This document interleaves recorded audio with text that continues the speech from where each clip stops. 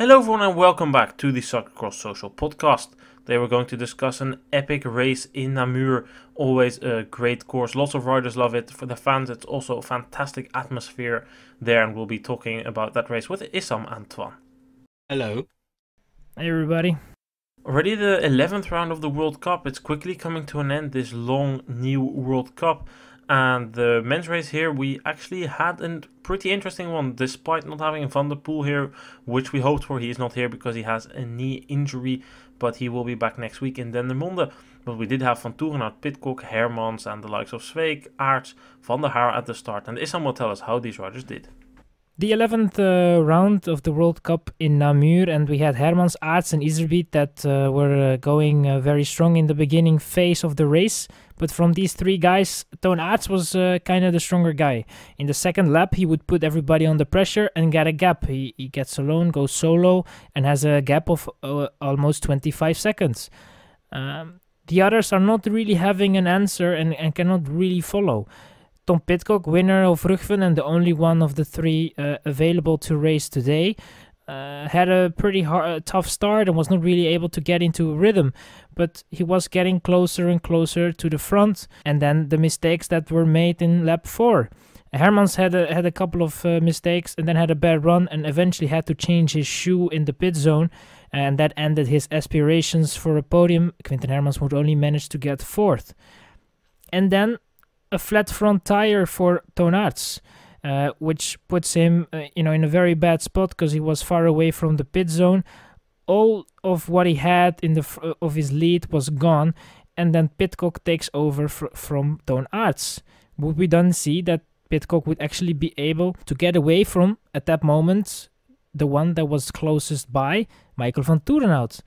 The answer is no. Vanthourenhout would be able to stay very close by Tom Pidcock, and Pidcock will make a mistake on an off-camber in lap 5, which puts Michael Vanthourenhout in the front. And then we were like, well, Pidcock is going to be able to take over, but he wasn't. Vanthourenhout would keep the lead, put Tom Pidcock under pressure, and force him into another mistake. Michael Vanthourenhout, had just a stronger moment going into the end of the race, was able to maintain his gap and even make it bigger, and eventually gets his second World Cup win of his career in front of Tom Pidcock, who gets the second place, and third is then Twan Aerts, that kept fighting but in the end was just not able to close more to Michael Vanthourenhout and Tom Pidcock. Let's look at that battle then for the win. In my opinion, it was pretty entertaining. I was there in Namur and the atmosphere was ecstatic there, especially when Vanthourenhout took over the lead. The Belgians were cheering on their countryman. But when we came towards Namur, especially after yesterday's race in Ruegg, we were all saying Pidcock is the top favorite. I still stand by that Pidcock was the top favorite going into this, because yesterday he won a race that didn't suit him as much as the parkour in Namur today. However, Vanthourenhout wins. What do we make out of this? Was Vanthourenhout just insanely strong today? Were other things hampering Pidcock, like his technique, that he made a couple of mistakes, and without that mistakes would he have won? Or do we just have to conclude that Vanthourenhout was incredibly strong today? I think personally Vanthourenhout was very strong today. Pidcock, I think, was put a little bit of rhythm when he had that crash with the off-camber. It didn't seem that he was very hurt from that, but it just put him a little bit off. And then, yeah, when Vanthourenhout was in the lead, he never gave that lead away. He stayed in front. He was able to put Pidcock on the pressure. Then he had another tumble. And then it was just, Vanthourenhout that was the stronger guy. So I think eventually you have to just conclude that, in Ruegg as well, it was not a dominant performance from Pidcock. He was the stronger guy for sure, but it was not very convincing in a way, especially that he had to do it in the last lap, in the last corner. And today as well, he was strong, in my opinion, and maybe the stronger guy, but it was not convincing. And there were some moments that you were like, well, it's not really going well, especially in the first laps where he struggled with tire pressure and was not really going well, had to change a couple of times from bike, had a puncture in the first lap as well. So we can conclude that Vanthourenhout was very strong, especially if you look at the last part of the race, and that Pidcock is at 90% of his shape at the moment. And if he's going to be 100%, I think then we would have seen another race. I think I saw Pidcock be a bit rusty in his technique. That's also what he said yesterday. I'm still a bit rusty. I need to get used to things. And yesterday he said he could hide those. But we talked about it. We saw that he was struggling inside corners and that type of things that he had. Minor flaws still. Today he had them a bit in the beginning of the race. He had trouble going through the pack. But when he was at the front, I could see him gain confidence corner after corner. Every corner his confidence growed. Until he started making mistakes. He made a couple of mistakes, his confidence dropped, and following the first mistake there were just more and more mistakes and small tumbles, and eventually that did cost him the win. The gap of 36 seconds is not representative. It was 14 seconds until Pidcock eventually sat up, which does make sense. Aerts did the same behind. Would have been a lot closer if they hadn't done that. But nevertheless, I do think we need to conclude Vanthourenhout was strong today. But Pidcock, as Issam said, he still has a lot of room for progression. His trainer yesterday said he estimates Pidcock is currently at 90% of his ability. If Pidcock can still find 10% over this form, then I would start to get worried if I was Vanthourenhout or riders that are actually beaten by Pidcock today, because 10% over this, then, well, if you're talking about 10% in terms of time over an hour, it would be 6 minutes faster. Well, obviously it doesn't work that way, but I just want to indicate that there's still plenty of room for progression for Pidcock. And I think today, without those mistakes, he could win. But he made those mistakes, and those are part, especially on a challenging parcours like this, they're part of the sport. So I think Vanthourenhout deserved this win. What do you think, Twan? It was a very solid performance by Vanthourenhout. Pidcock not quite at the top of this game yet, and very unfortunate for Aerts that he got this puncture. Cost him a load of time and might have robbed us of an even more interesting challenge for the win. Yeah, and I think Twan Aerts could also have been in that battle, because Twan Aerts obviously was leading the race until he had a puncture. Do you guys think that Twan Aerts could have kept that leading position? It is of course very hard to say, because he did get that puncture in the end, and that is how the race went. But he looked very good, and I can't imagine he would have fallen too far back. So I imagine that Vanthourenhout, Aerts, and Pidcock would just had a very interesting battle over the last few laps, with potentially Aerts challenging Vanthourenhout maybe to the line, or even dropping him before. I feel like Aerts maybe set out a bit too fast. His opening lap was so rapid. He already had 8 seconds, I think, over his first chases after the first lap, and over 20 the lap after. So yeah, that was really not surprising, because Twan Aerts usually does this, but I do think it might have been a bit too fast. Sven Nys, the team manager, I heard him shout at Aerts that he had 25 seconds over the nearest chasers. Of course, that's a very solid margin, but Pidcock was already closing that significantly before the puncture. I think without the mistakes of Pidcock and the puncture of Aerts, these two would have fought it out for the win. Aerts punctured, unfortunate, more bad luck for him. It really hasn't been a season, and I think overall ever since he had that one season in which he also became Belgian champion, and then he also obviously won the World Cup, that was his season. And after that, he never really reached that level anymore in terms of results. He's always up there, it's just not as dominant as it was then. Nevertheless, still a very solid performance by Twan Aerts, and he obviously was disappointed with that third place, because I understand him, he could have been fighting for the win. But Issam, what do you think? Who was the strongest out of these three? Vanthourenhout, Pidcock, Aerts, or is it just too hard to tell? I think it's a bit hard to tell, because all of them had something to go through. I think Vanthourenhout was the only one that kind of had a very solid race without a lot of mistakes. I mean, obviously Pidcock, we heard he had a puncture in the first lap, was struggling with tire pressure, finally found the real kind of pressure, and then you could see that he was also going through the corners a little bit better. Then of course made the mistakes. Aerts obviously also before the puncture made a mistake as well, tumbled on his knee. There was some blood coming out of it. It was not like a severe crash or something, but from that moment on he was losing time. So I don't believe that Aerts would have kept the lead. I think that was actually a very fast pace, and I saw already like signs that he would fade a little bit and that he would be caught. But I think then still he would have been a very good it would have been a very good fight. But you know, in the end, Namur is a parcours, especially the parcours this year, where mistakes are easy to make, but if you don't make them, you gain a lot of time. And I think Vanthourenhout was just the one that did everything kind of right, was able to go around all the problems, and eventually, yeah, in my opinion, the deserved winner. It's obviously deserved because he can't do anything about the puncture of Aerts or the crashes of Pidcock, and the crashes of Pidcock are just part of the game, and ultimately Pidcock didn't have it today. Also that puncture, I didn't know about that. As I said, I was at the race and I didn't hear anything about the puncture. The only thing I knew was that I thought I heard Pidcock was 3rd and then he was somewhere back in 15th, but I thought maybe the speaker just made a mistake or I misheard, but that does explain things a bit. So yeah, I think overall for Pidcock, maybe just not his day. Also, don't forget it's his first weekend of double racing in this cyclocross season, so that obviously also plays a role. Always the first double weekend is a tough one. This year we saw it was Meulenbeek, Gieten for most of the men riders, and we also saw in Gieten that led to some surprises, and that can obviously also influence Pidcock here today. We shouldn't underestimate that. But to come back to the point of bad luck, we also saw Quinten Hermans having bad luck today. He had a broken boa of his shoe, so he needed to have a shoe change. Comes back to 4th. He was a bit further down, but what do you guys make of the race of Quinten Hermans? Would he have ended 4th without that mechanical issue that he had either way, or was there maybe more in the tank for him? No, there was no more than 4th, to be honest. That was it, because it was before he had the shoe issue and the mechanical. He already made a mistake because he was in front, I think, at the moment of both Pidcock and Vanthourenhout. Then he made a mistake in one of the descents, had to slot in behind those guys, and from that moment he was out of rhythm completely, because you could see like he was losing time.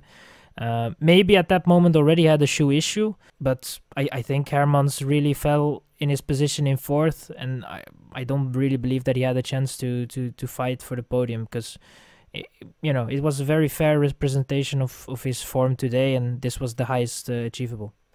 I think it was a bit hard to tell, for me at least, because I was at the race and it's a bit hard to keep track of everything that's happening when you are there.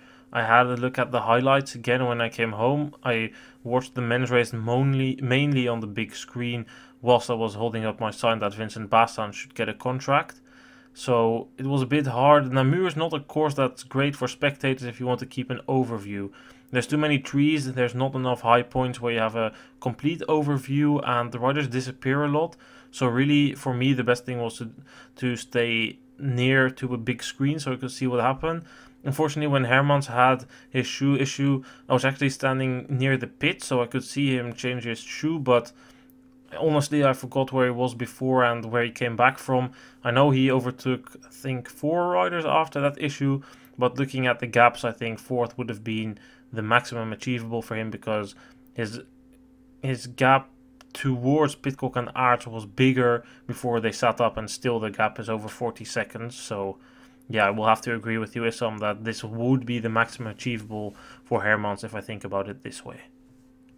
Let's run down our entire top 10 then. We of course had that win of Vanthourenhout, and we didn't even mention it, but he said it was the most beautiful win of his career, even more special than Tabor for him because he had some personal issues this weekend. He did not say what those were, but obviously it meant a lot to him to win here, so we are very happy for him and pleased that he can get this satisfaction from that.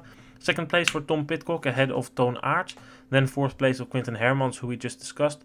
An average race for Eli Iserbyt, who ends 5th here. Probably not the type of parcours the leader of the World Cup likes. He does end ahead of Daan Soete, Laurens Sweeck and Corné van Kessel. And then we see Joshua Dubau in 9th and Twan and Ruegg in 10th. First, let's talk about Daan Soete here. He ends 6th here. Overall, we can conclude that Daan Soete is having a pretty good season this year, Twan.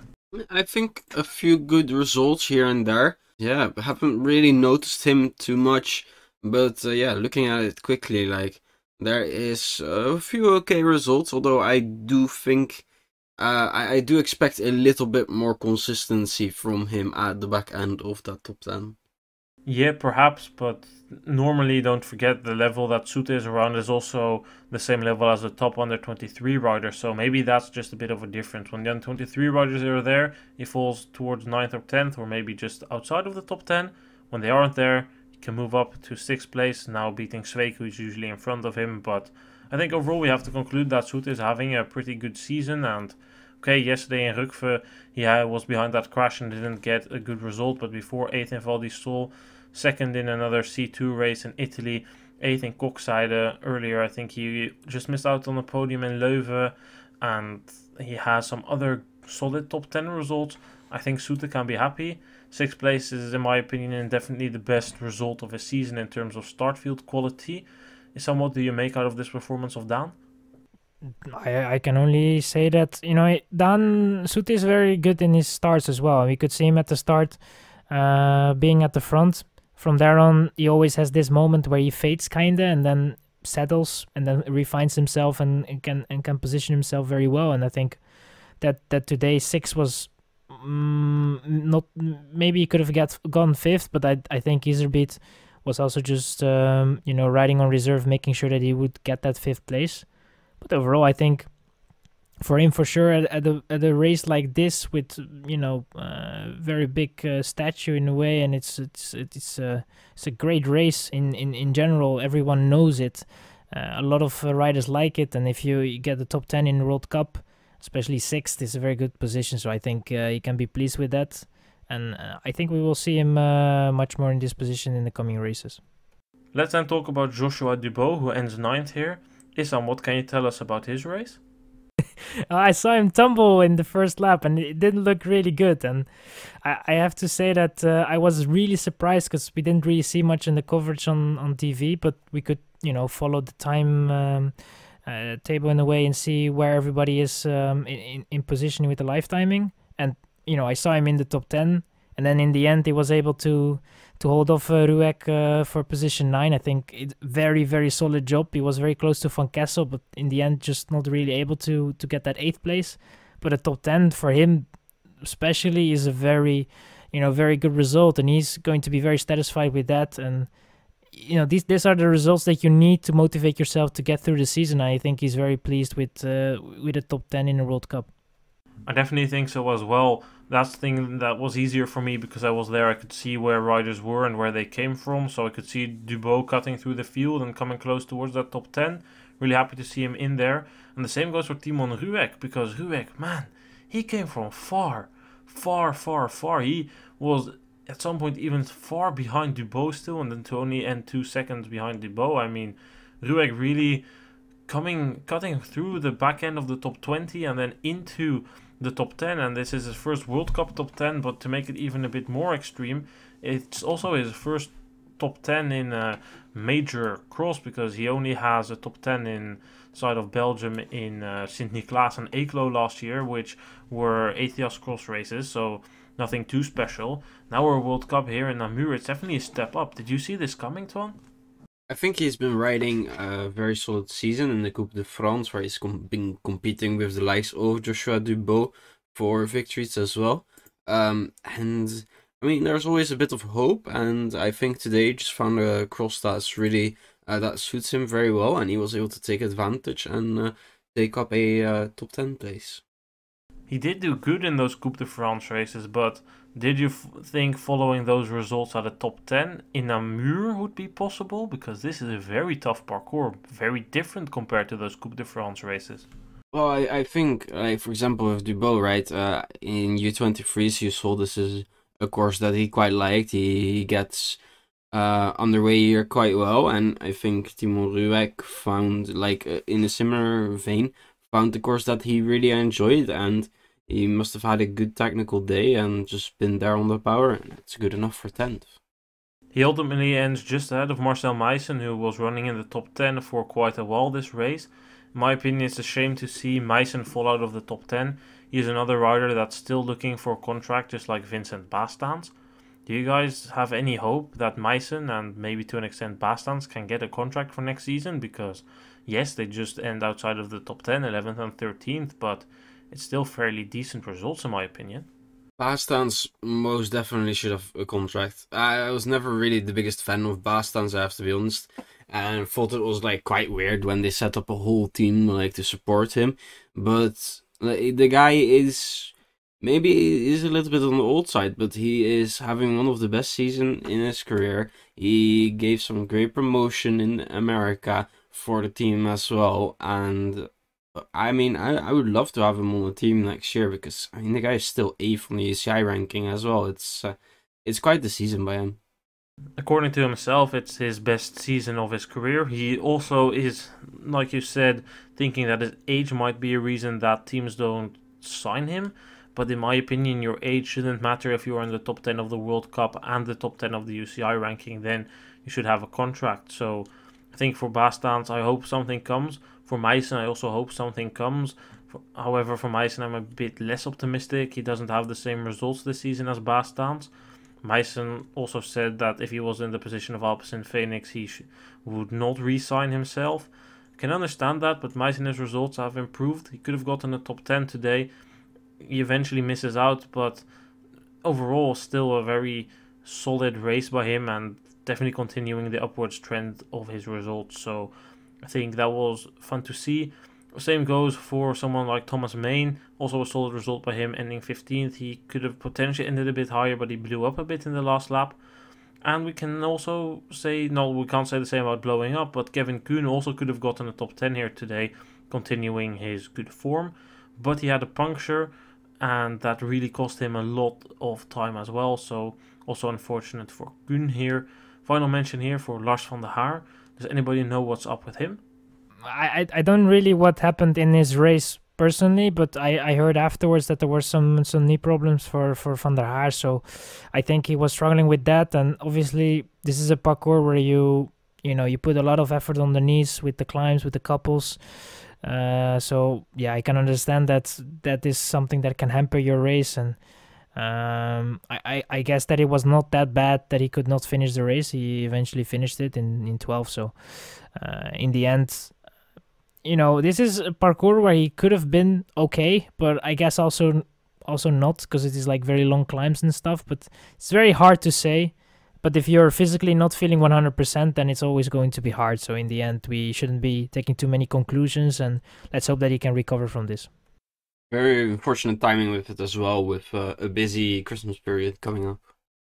Yeah, definitely unfortunate for the riders having a very good season until now, but now it doesn't work out. Let's hope for him he can fix it. His knee was fully taped in as well, so it was definitely showing that there was something with that. They also, of course, with a lot of running, so I can imagine that that doesn't help either. So let's hope things improve for Lars van der Haar in the near future.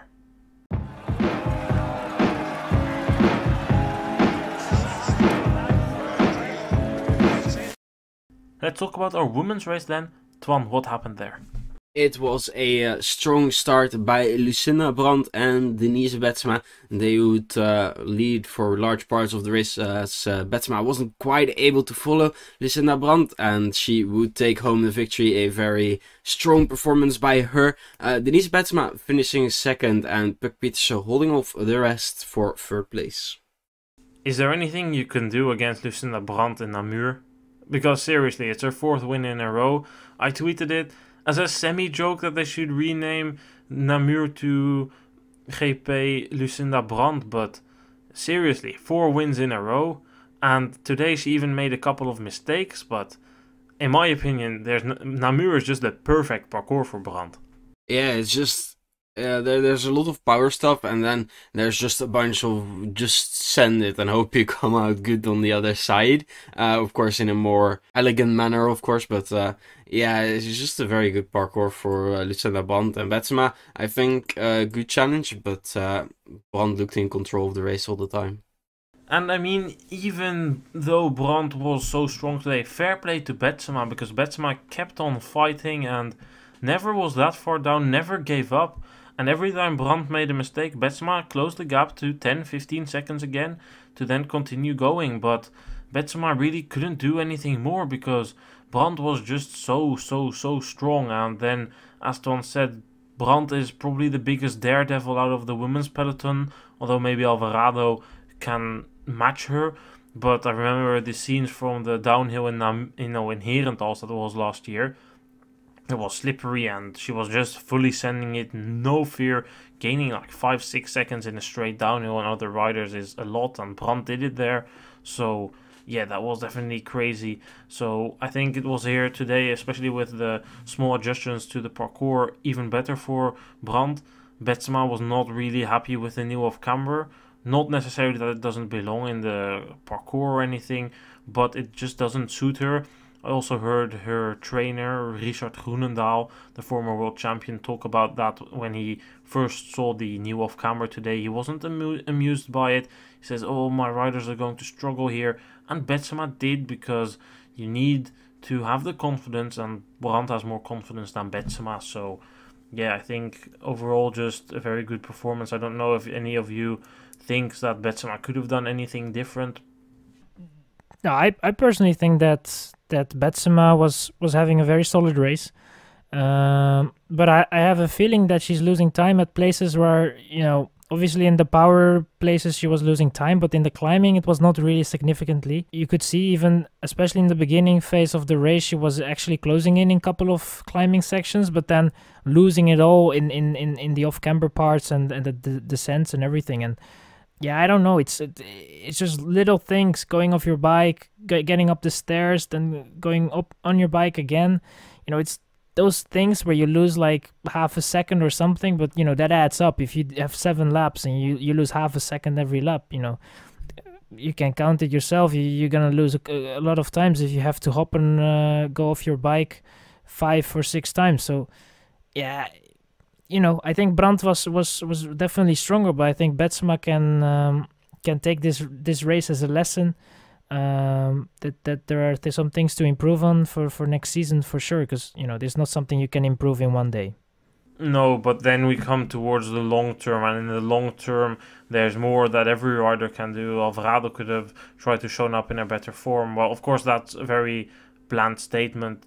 It's not that easy, of course, but then you can look towards other riders as well. I think personally on the day, Betsema could have done nothing more. She did what she could. She gave it her absolute everything, and she just comes across a Brandt who finds a perfect parkour and has a good day and then takes the win. So I think we can't blame Betsema. On the long term, yes, maybe there are things she can do, but maybe Brandt is just also 1% better than Betsema. Although I do want to say a very strong performance by both, because they end a minute ahead of the rest of the field, and that is quite significant. Although, then again, Pidcock Pieterse also put in a good ride today. I did not expect this from her. This is a tougher parkour. The form of Pieterse didn't look as great in the last couple of races. Then in third, ahead of Van Empel and Alvarado. In my opinion, Pieterse also a good race today. Yeah, I think she can be really proud of that one, really showing why she is leading that U23 World Cup as well. And just, yeah, a strong ride around this course. And I do think that some of her opponents not quite at the best they have been, but you can only beat the people that are there and in the form that they are there. Yeah, definitely agree on that one. I think what I saw with Pieterse is that there's definitely room for improvement for her. Although I have to say that this goes for Pieterse and Van Empel, and earlier we also said it for Van der Heijden. They've become well-rounded cyclocross riders. Where first we would mainly see Van Empel on the faster parcourses. She's now everywhere there. Pieterse the same. There was no barriers involved here. There were technical sections, which gives Pieterse the advantage. But Pieterse will find technical sections in every parkour. So it's a big part of the sport, and now she also combines it with a fair amount of power, which is good to see in my opinion. And I will come back to what I said yesterday. I think it's just a matter of time before we'll see Pieterse, Van Empel and Van Anrooy really clash with the older generation, Brandt, Betsema, Vos potentially if she continues. And I mean, Alvarado is not old, but she's a generation above Pieterse and Van Empel. So I think that's interesting to see. Another comment I would like to make about Pieterse is that I can see that she needs a bit of experience, and that will come by the years. But what I mean is, if you look at this very slippery downhill you have before you come onto the cobble section and also the off-cambers, Pieterse always rides with this amount of risk, and she can take more risk than others because she has this technical ability to compensate. But she also makes a lot of mistakes because of that, because she takes that many risks and she can't compensate all of them. And that does cost her quite some time. Eventually, it doesn't become a decisive factor in this race because she still ends 15 seconds ahead of Van Empel. No way she could beat Brandt or Betsema. But at the end, Van Empel was coming pretty close at some point because Pieterse made a mistake. Okay, she compensated for that, fair play. But this is something she will need to work on, in my opinion, in the future, to actually make sure that when it does come down to seconds, that she doesn't give those seconds away by making unnecessary mistakes where it would have been safer to maybe be 1 second slower by hopping off the bike a second earlier and then walking the section, than losing 5 seconds because you crash or go down on your knees because you take risks. Let's look at our entire top 10 then. The win for Brandt ahead of Betsema and Pieterse. Then the 4th place for Van Empel, which is another solid performance. Van Empel had a bit of a bad start, but then cut through the field. She ends ahead of Alvarado, Helene Clauzel, Inger van der Heijden, Shirin van Anrooy. The top 10 is completed by Sylvia Persico and Magali Rochette. Let's talk here first about the performance of Celine del Carmen Alvarado. Alvarado had a bit of a strange race. I couldn't really make up my mind about it when I was at the course. She was in the top 10, out the top 10, and then put in some blistering final laps. Is that a brief summarization of her race, Twan? Yeah, I do think that's a very good summary. Alvarado not having the best of starts. Was quite a bit back and then moved up a bit and then up and down and up and down. And at the end of the day, there was quite a bit of a group there, and it was of course easy to switch positions, so it makes sense. And what do you make of this 5th place? In my opinion, it's pretty good considering her base level and the performances we've seen earlier. This is not a parcours I think is the best for Alvarado. Do you see this as a sign of improvement, or is it a lucky shot, or what do you make out of it? I think it's a solid performance, nothing too special, nothing to be disappointed with either. Yeah, just getting the business done and hope that on courses that suit her a bit better, more is possible. Issam, do you think that more is possible for Alvarado still this season? Yeah, I mean it's a daylight difference from yesterday. I would assume, at least. You know, today, especially in the last lap, I saw some positives when she was fighting with Van Empel. There was some some grinta in it. It was really nice to see. You know, it's for position 4 and 5, but still, you have to get the motivation somewhere, and it seems that she has some sort of motivation. I think in the race she had 1 puncture. I'm not really sure. So that explains maybe a little bit how the reason why she was a little bit back in the beginning. But overall it was, I think, a solid performance. This is a race, when you find your rhythm, it's very important to also finish very strong. You cannot only start very strong and then fade away, because if you don't have enough resources in yourself to to go through the last couple of laps, then you're gonna have a big issue. And I think she managed it pretty well. She knows where she's at with the level, and I can see her only grow from here, and we have to wait and see. It's a hard season for her, so hopefully she can find some sort of form and shape to battle for podiums. I don't want to make any predictions about the rest of the season of Alvarado anymore, because at the one time you think, oh, this is definitely promising, and then you think, okay, it's not as promising anymore, so that doesn't help. It just makes it a bit complicated. I think ultimately the talent is there in Alvarado. The younger generation women do have an even better technique.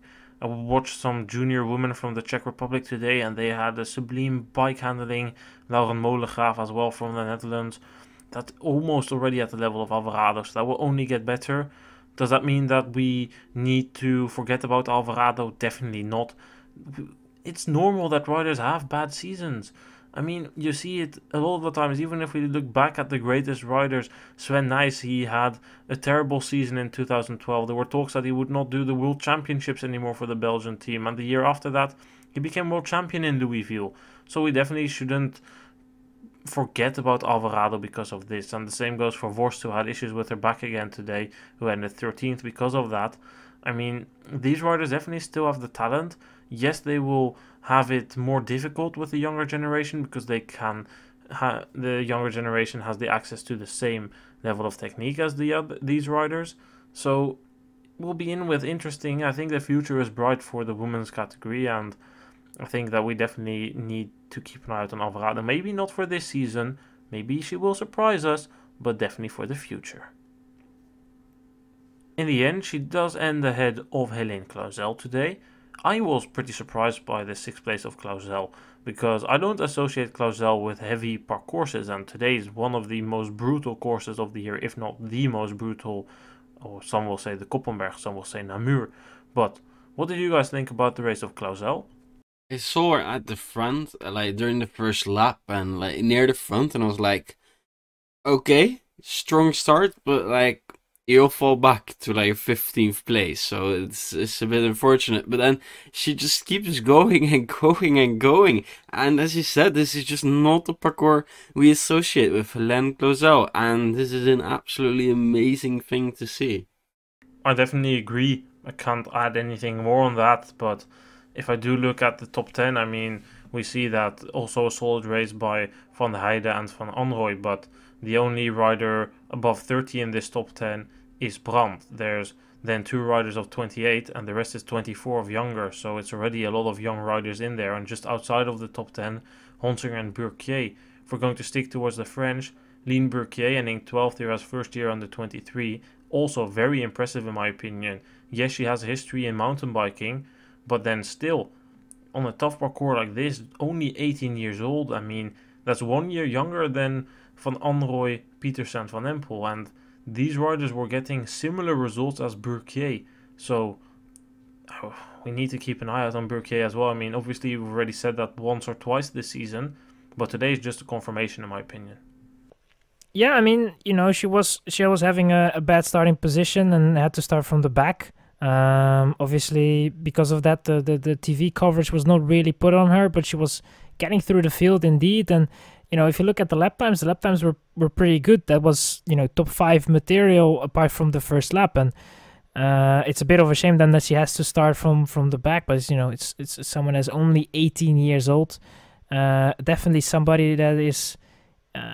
To taking account that has still some potential, that is still in a growing phase. So, I don't want to put too much pressure on it, but I think, it can only get better. And obviously, this is already a very good result, but I think it can only, it can only get better, and someone to watch out for in the future. And we are lucky, and at least France is very lucky that they have quite a good under 23 at the moment, so they can look forward into the into the future in a way better way than for example Belgium or some other countries. So they got a good future, and hopefully that comes out. Yeah, I definitely agree on that, because also Foucounet, she does not end in a great place today, but that's because she had 3 punctures. But despite 3 punctures, she still ends 19th, which, considering everything, is still alright. And I think also in the juniors category, they have Lilou, who is also decent. Maybe not today, Lilou Fabregu, not today on this parcours, but previously in the season she was pretty good. So yeah, I think the future for France looks bright, and they could have well been in the top 10 or near the top 10 with 3 riders today, and that would have been interesting to see. Finally, I think there's definitely talent coming through that will be a threat towards the Dutch domination, which is good to see. If we then look at some other riders, I would like to briefly mention Clara Honsinger, who ends 11th today. It's not great, but I won't speculate about it too much. If everything goes well, considering COVID, we will be making a podcast with Honsinger on Tuesday, which comes out on Wednesday. We will ask her a bit about it then. She was obviously having a bad start, as we're used to. She managed to fight back towards the back end of the top 10 and then had a problem with her shoe and fell back again. So that's what happened with Honsinger. And without that, you were already looking more towards the top 5, which would more be where you expect her. Rochette in 10th, also not necessarily a great race. Rochette has been feeling a bit sick yesterday and today, so that confirms what was up with her. We already thought about it a bit yesterday, but still 10th place is solid for her. It's her best result ever in Namur, so that's also good. Then we come to the final rider I would like to discuss, Sylvia Persico in 9th. What can we say about her race? I saw her in the first lap in the top 10 in a way, and she didn't let go of that position. In the beginning I was like, that's Lechner, but quite quickly it came up that it was Persico actually that was there. And then she kept her position quite well. At a certain point, it was almost that she was going to maybe even get a 7th place or 6th place. But in the end, she fallen back a little bit. But nevertheless, very good result. And she had a couple of good races overall already this season. And it seems like this season she kind of found something, and she she's growing into this season in a way. Definitely a solid race by her. We unfortunately can't say the same for Catablanca Vash, who made a return to racing here today. She had a DNF. Do we have any word on what happened with her today? No, we don't really have, something about the reasoning behind her DNF or in general what happened. We could see her in the beginning, and then it was kind of lights out, and then it was just from bad to worse, and in the end it had to result into a retirement.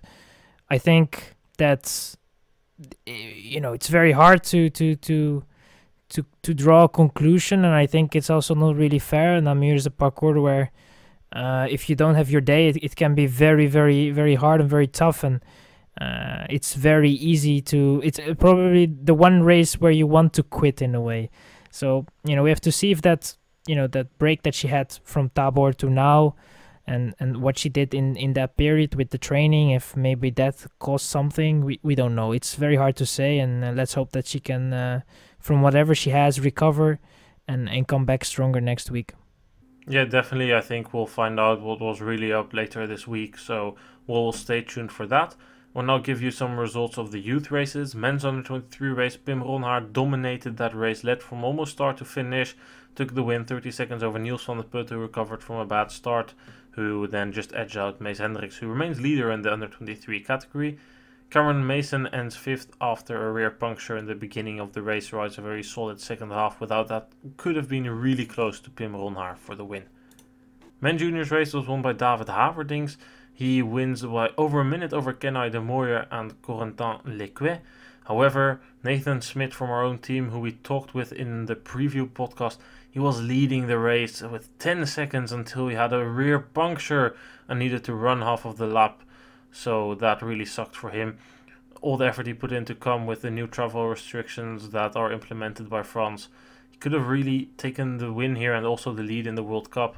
Now, unfortunately, he ends 13th, so that's bad news for him. But it was Haverdings who took the win and consolidated his lead in the overall by doing so. The women's junior race was not even close at all. As usual, Zoe Bakstedt won that race over Leonie Bentveld. However, there was a surprising third place. Valentina Corvi ended third, and I had not really heard of her before, although I've been following the women's junior category pretty intense this season. She ends third, which is by far the best result of her season. Before this, she only won one junior women race in Italy, and for the rest, she has one top 10 in an Italian C2 race. With that said, we've covered it for Namur. Twan and Issam, thank you very much for being here today again. Thanks for having me on. Thanks for hosting. Thank you. There will be more podcasts coming up this week. We are, if everything goes well, recording a double interview with Honsinger and Katie Klaus, which will be released on Wednesday. Then on Friday we are going to bring another episode, which will probably be the Dendermonde preview, but it might include some bonus episode in there. And then of course on Boxing Day we come back to you guys with the podcast about Dendermonde, and then we are into a very busy Christmas period. Thanks everyone for listening, and hopefully you guys enjoyed the podcast. Then make sure to share it, because with the Christmas period we'll be putting in a lot of hard work to make podcasts for you guys, so it would be appreciated if you share it with your friends who might enjoy it as well. Thanks for listening. Goodbye.